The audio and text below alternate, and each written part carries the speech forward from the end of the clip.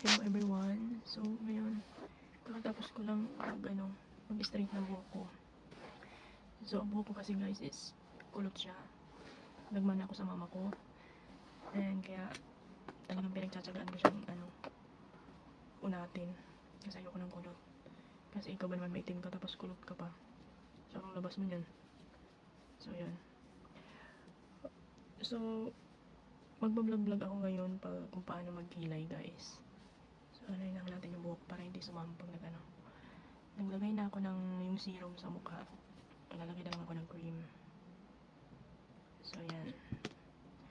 Kasi, ganito yung ganap guys. Yung bestie ko na nasa Singapore is, inutusan ba naman ako? Gawin ko daw gawin ko daw yung trending ngayon sa sa TikTok ba? Makapag-utos ang bruha na yung may ganun oh. So, yun ko. Nataon na hindi ako ngayon nag-day off. Ngayon, kanina siya nag-chat. Day off niya din doon sa Singapore. Parehas kami linggo. Hindi ako nag-day off kasi nag-OT nga ako. Yun. Kaya, so, pag hindi nag-day off, lotion ka, wala akong kilay, yan. Wala sa ayos. So, sabi ko sa kanya, ayoko. Kasi lotion ako ngayon, nasa bahay lang. Wala ako sa ayos. Ang kulit. Mag-makeup daw ako ng madalian. So, sige. Mag-antay ka. Mag-aayos pa ako. So, shortcutin ko lang. Hindi ko yung full makeup. Magkikilay lang tayo para medyo may aura yung datingan sa sa video. So, ito pala yung ginagamit ko guys na cream. Yan. Tagal na to. Since kabataan days. So, yan. Yan na yun. Trusted ko na yung gamitin kasi hiyang ako dyan. So, tara let's. Yun nga, nakikita ko. Nag-ano na naman siya, nagko-comment. Di pa tulog ang gaga.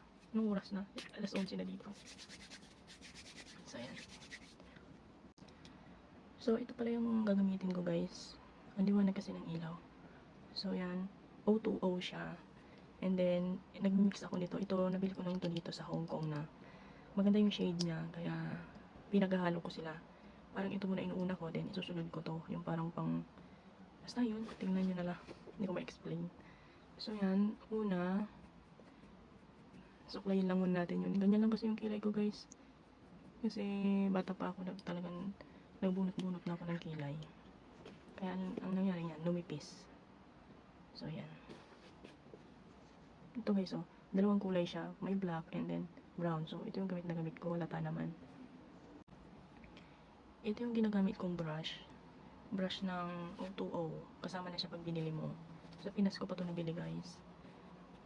So, hindi ito kasi parang makapal yung tip niya oh. Hindi ko siya maiayos na mai-drawing. Ito super nipis lang yung niya, yung dulo. So, ito yung magandang iguhit.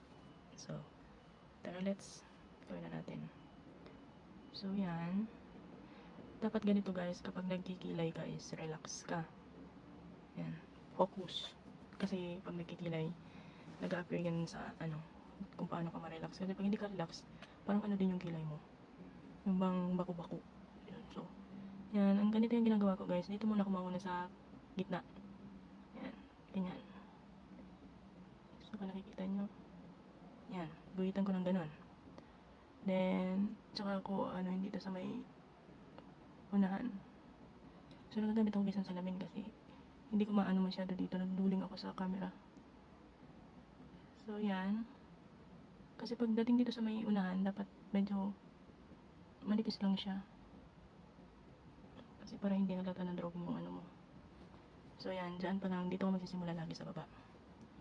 Yan. Tapos, yung parang tira-tira sa brush, parang gagawin mo siyang fake na buhok. Yun. Nakikita ba guys? Ganyan. So, gaganyanin mo siya.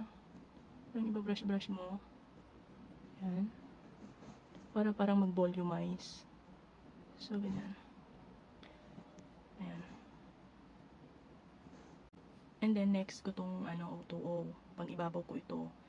Kasi, yung isa, parang siya, tinted siya masyado. Tinted. Basta yung matinta siya masyado ba. Kakalat siya kapag yun ang inilagay mo sa ibabaw. So, ito lang. Parang mild lang ba. So, ganon. Dito ko nakatingin guys. Tapos, tingnan nyo ako dyan ha. At kaliwete ako guys ha. So, ganyan. Parang magkakalat-kalat ka lang dyan ng linya. Ayan.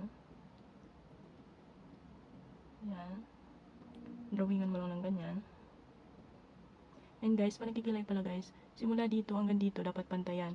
Pag dumating na dito sa may dulo, diyan ka na yung mag-a-adjust na parang papayat na siya, patulis na. Yung ganun yung shape ng pagkikilay guys. Para sa akin, pero sa iba, hindi ko alam. Kasi sa akin, bilugan yung mukha ko, kailangan makapal yung kilay ko. Binabagay ko dito sa face ko guys. Kasi chubby face ako. So ganun, tingnan nyo na. Di ba nagkakahugis na siya? Kaysa dito sa manipis kong kilay dito sa isa. Ayusin ko siya. So babalikan ko kayo. Para relax ako guys. Di pa ko sanay magano sa camera. So, wait lang. So, ayan na guys. Ito na. Ito na yung finish. Hindi ko na siya masyadong ginapalan kasi for the video lang naman ako. Magti-tiktok lang ako. So, ayan guys. Pag nagkikilay pala kayo guys, ibabrush nyo maigi dito sa may unahan para parang may nakaano pa rin, may nakaano pa din siya. Parang naka-stroke dyan na buhok. So, hindi mahalata na wala kang kilay. So, parang natural pa din tingnan. So, ganyan. Nipisan ko lang. So, manipis lang siya guys kasi wala naman event-event. Parang pang arte-arte lang. Baka kasi ipost ako ng bestie ko. Sama pa naman ang ugali nun. Charot. Love ko yun. So, ganyan. May TikTok na tayo. Mag-lipstick lang ako. Yun lang. Para simplihan lang natin. Para hindi kasi mapapatala sa kagandahan yung kaibigan ko na yun. So, yun lang guys. So, sana may natutunan kayo ba paano mag-kilay-kilay eme-eme. So, yan. Yan. Bye-bye. Pa-subscribe naman po sa aking channel. Yun lang guys. Bye-bye!